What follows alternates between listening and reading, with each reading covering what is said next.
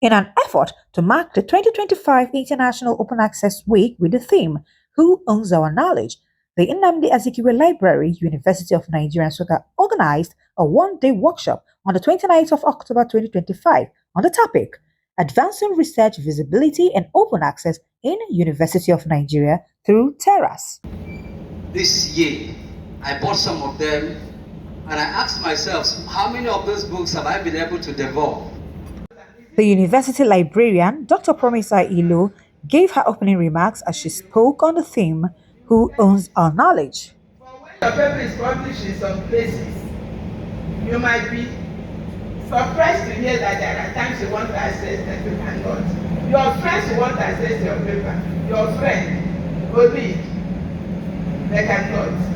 Because a group of persons, a group of publishers have actually carried all your the result of your knowledge, because it's your knowledge, and published it somewhere and told you that it is what? Closed access. Are you getting me? So we are advocating open access. We are speaking against closed access.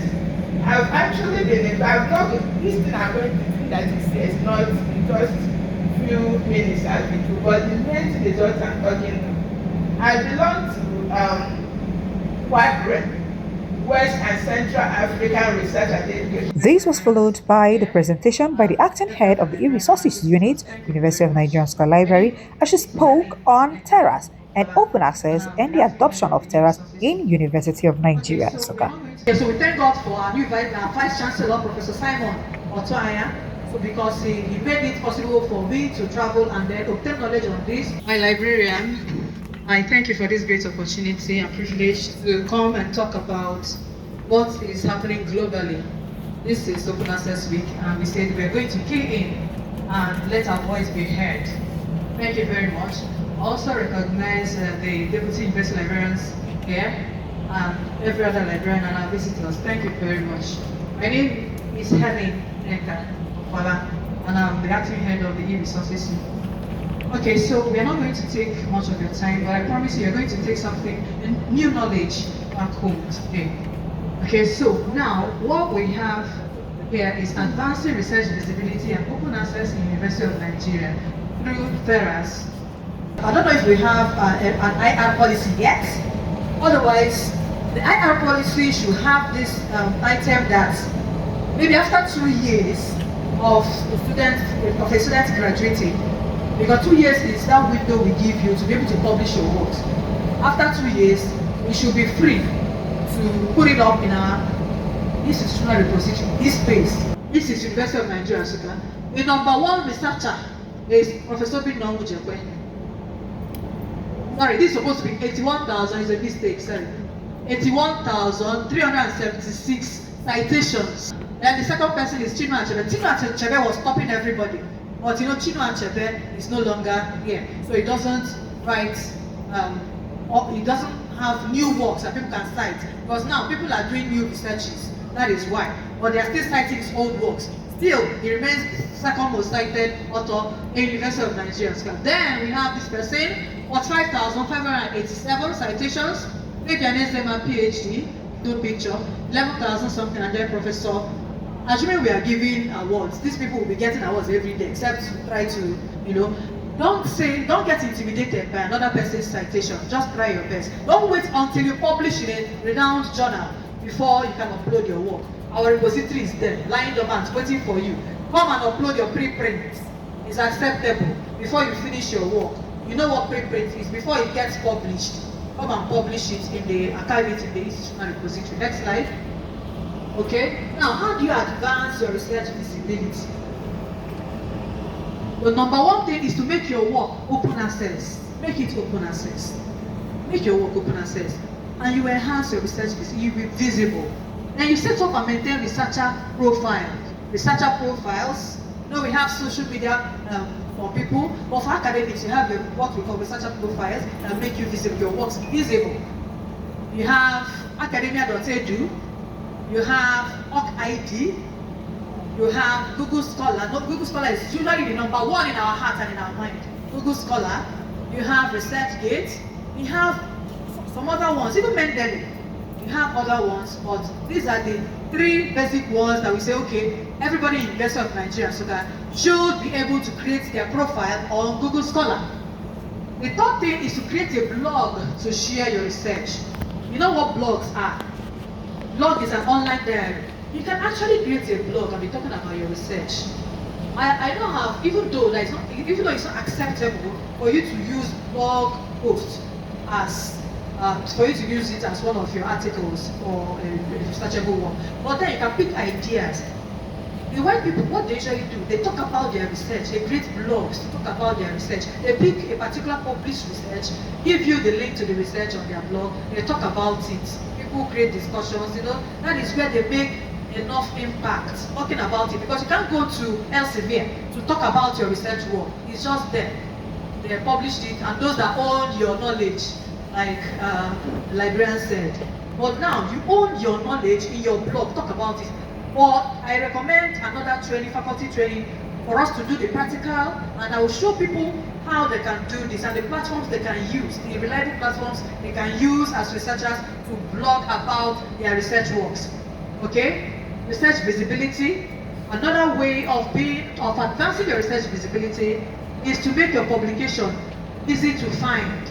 Make it easy. How do you make your publication easy to find? The title of your work when you're publishing it. The title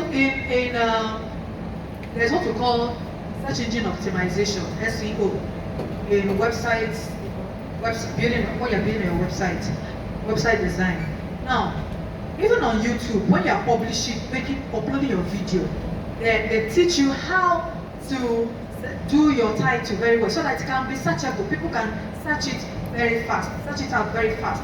So make your work searchable, make your publication easy to find by the title. There's a title you will choose, and you may not be able to get your work accessible easily.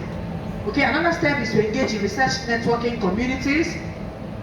Finally, to set up your TERAS account, we're going to look at the TERAS, which we are here for. Now, there was a time precisely on October 7, 2025, the PVC Academic of University of Nigeria Nsukka circulated this memo that staff should update the academic staff profiles. Update your academic staff profiles. I don't know how many people have been able to do that. To update your academic staff profiles, yes. And I sent across step-by-step guide, although some people are finding it difficult, but at least you start. Even if you don't finish it, set it up first, you can update. Set it up, just set it up, you can update later.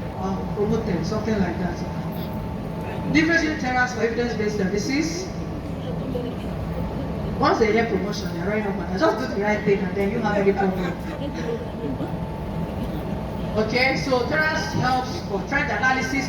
In Scopus, there's this thing, when we say better of us to serve the rest of the university community.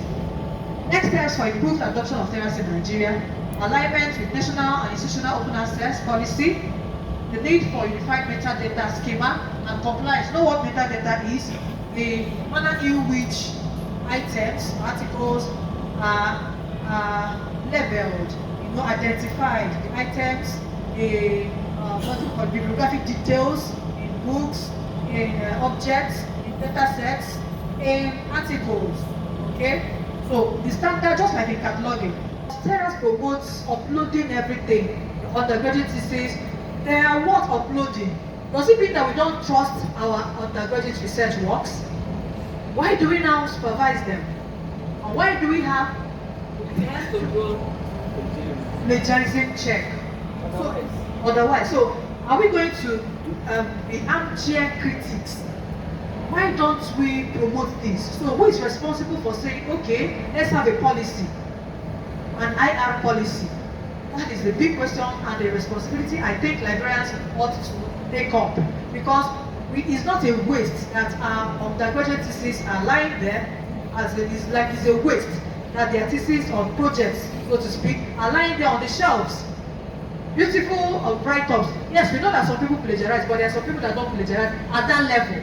So we should do something about it. I know that postgraduate students have UNN email, so you enter it there, because it is that email that ICT onboarded everybody with, okay, on TERAS. When you put it there, that's your email password. That's your UNN email password. You put it here. Then you click on proceed. Be able to be logged in to TERAS. Okay? Next slide. So when you click on proceed, here you are logged in. Congratulations. So you see the TERAS platform as it is. You see the Eagle scan up there for checking plagiarism. Because you are logged in, and then you can see my name up there. Anytime you see your name, it means you are logged in. If you don't see your name, you'll be seeing login within them. So you're already logged in. That is why your name is showing. For the mobile data services, so I advise everybody to log in and be able to, for the question my sister was asking, you'll find out for yourself if it is free. Now, for the thesis repository, you click on that icon there. I magnified it so you see what is written there. Thesis repository, you click there. I just write login TERAS and put in my email address and then the password. The academic planning. We have come to the end of this workshop. I would have taken us through other things, but I don't think it's necessary. I'll send slides so that we can use our time for other things. Do you have any question, any concern?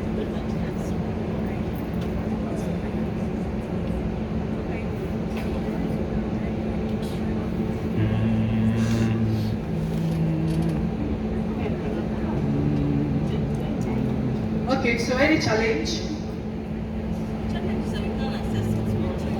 Let me try to lock somebody in.